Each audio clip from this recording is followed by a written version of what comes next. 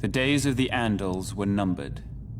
One by one, their so-called kings were bending the knee or facing the wrath of Aegon Targaryen. Aegon of old Valyria. Aegon who was blood of the dragon.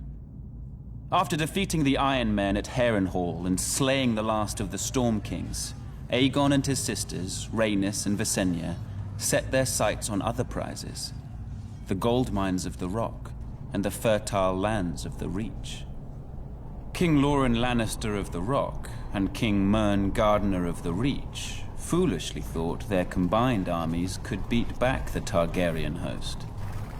They rode forth together, their proud banners flapping in the wind, and faced off against Aegon in a vast golden field of wheat.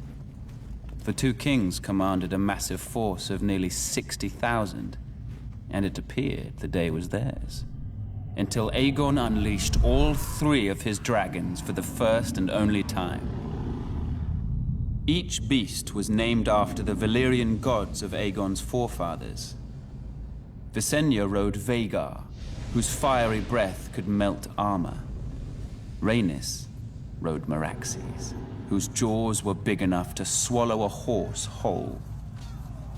Greatest of all was Balerion the Black Dread, with fire dark as night and wings so huge whole towns were covered in shadow when he flew overhead.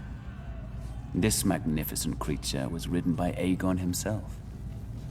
4,000 men were bathed in glorious dragon flame that day, on what came to be known as the Field of Fire. King Mern was among the dead, and House Gardener died with him.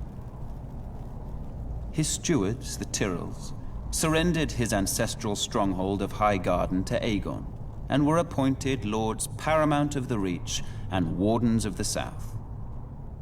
When Loren Lannister witnessed Mern's fate, he wisely bent the knee. Aegon spared Loren's life, and the Lannisters were made Lords Paramount of the Westerlands and Wardens of the West. After his triumph on the Field of Fire, Aegon's conquest was assured.